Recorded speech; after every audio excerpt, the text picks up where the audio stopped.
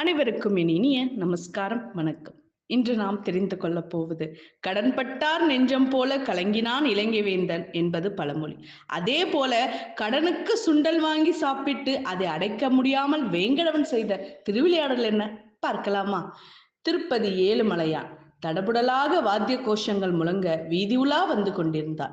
ஊர்வலம் தெற்கு மாட வீதியில் இருக்கும் அசுவ சாலையை அடைந்தது.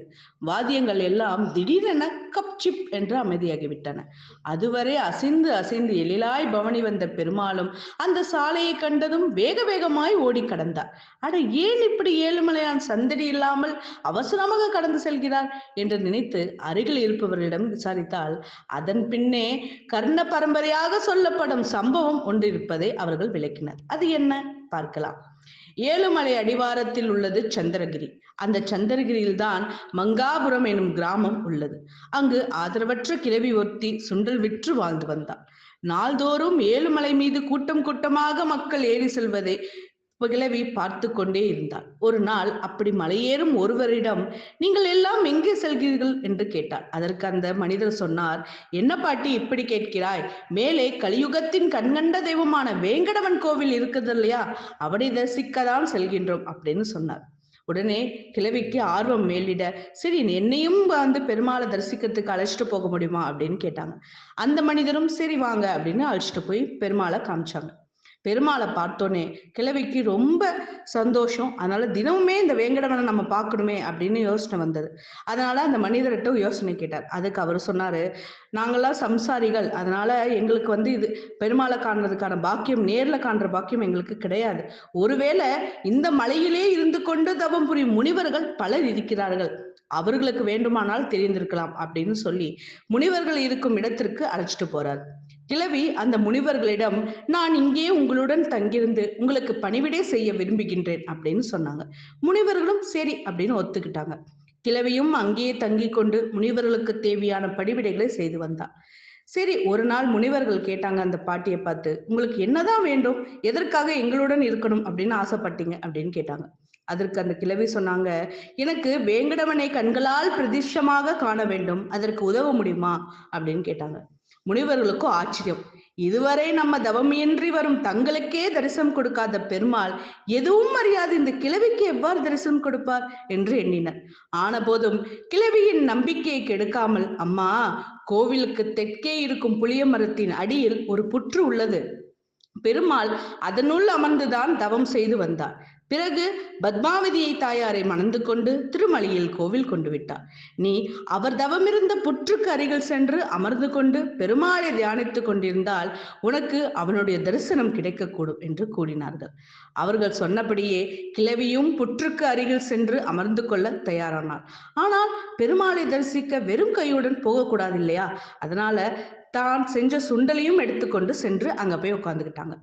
ஒவ்வொரு நாளும் சுண்டல் செய்து எடுத்துக்கொண்டு புற்றின் அருகே சென்று அமர்ந்து கொள்வது வழக்கமாக மாறிவிட்டது. வேங்கடவன் வருவானா என்று காத்திருப்பார். கிழவியின் வைராகியத்தை கண்டு மனமிருங்கிய பெருமாள் ஒரு நாள் வயோதிக வேடம் கொண்டு புற்றிலிருந்து வெளியே வந்தார். கிழவியை காணாதது போல நடந்து கொண்டிருந்தார். உடனே கிழவி ஓடி சென்று அவரை நிறுத்தினாள். அவரின் திவ்யமுக தரிசனத்திலே அவர் யார் என்று புரிந்துவிட்டது அந்த கிழவிக்கு. ஐயா, உங்களை கண்டால் பசியால் வாட்டம் கொண்டவர் போல இருக்கிறது, இந்த சுண்டலை உண்டு பசியாருங்கள் என்றார். பெருமாளும் அவள் கையால் தந்த சுண்டலை சுவைத்து உண்டார். சுண்டலை உண்ட பின்பு கிளம்ப போன பெருமாள் கிழவி தடுத்து, சுண்டலுக்கு பணம் எங்க அப்படின்னு கேட்டாங்க. என்னது பணமா? சொல்லவே இல்லையே, நானே கடன்பட்டு கல்யாணம் செய்து இன்று வரை அதற்கு வட்டி கொட்டி கொண்டு தெரிகிறேன், என்னிடம் ஏது பணம் என்று கேட்டாராம் பெருமாள். கிழவியோ பெருமாள் தன்னிடம் சிக்கி கொண்டதை அறிந்து, ஐயா, இந்த உலகத்தில் பணம் இல்லாதது ஏதேனும் கிடைக்குமா என்று கேட்டார். உடனே பெருமாளும் சரி, நாளை வந்து தருகிறேன் என்று சொல்லி போனார். மறுநாளிலிருந்து பெருமாள் வரவே இல்லையாம். ஆனால் கிழவிக்கு வந்தவர் பெருமாள் என்றும் அவர் தனக்கு தரப்போகும் பணம் வைகுண்ட பதவி என்பதையும் அறிந்திருந்தார்.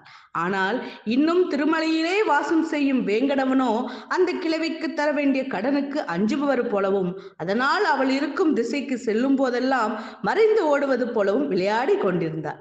கிழவி ஒரு நாள் வைகுண்ட பதவியும் பெற்றுவிட்டார். ஆனபோதும் பெருமாள் கிழவிக்கு அருள்பாலித்த திருவிளையாடலை நினைவுகூரும் விதமாக இன்றும் வீதி உலா எழுந்தருளும் போது கிழவி இருந்த இடத்தில் சத்தமின்றி கடன்பட்டவன் போல மறைந்து செல்வது தொடர்கிறது. இந்த சம்பவத்தை பிரம்ம வசிஷ்ட பீட பரம்பரையை சேர்ந்த ஸ்ரீமான் அரங்க பிரகாச சுவாமிகள் கவியாக எழுதினார். அதில் கிழவி தனக்கு வரவேண்டிய கடனுக்காக பெருமாளிடம் வாதம் செய்வது போல அந்த பாடல் அமைந்திருக்கும். அந்த பாடலை ஹரி பூஷணம் எளிய தமிழில் மொழிபெயர்த்துள்ளார். இந்த விசேஷம் இன்னும் சில கோயில்களிலும் நடக்குது. அது எங்க அப்படின்னா, திருப்பதியில மட்டும் இல்லாம சென்னையில இருந்து திருப்பதி கூட செல்லும் நேரத்தில் யானை கவனியிலும் இந்த திருவிளையாடல் நடைபெறுவதுண்டு. ஸ்ரீவைகுண்டத்தை வெறுத்து புஷ்கரணி தீர்த்தத்தில் வந்தவன் வேங்கடவன் பக்தர்களுக்கு அருள் பாலிக்கும் கடன் பெற்றவன் என்றால் அதில் தவறில்லை அல்லவா? இதுதான் பெருமாளோட திருவிளையாடலாகும். நன்றி, வணக்கம்.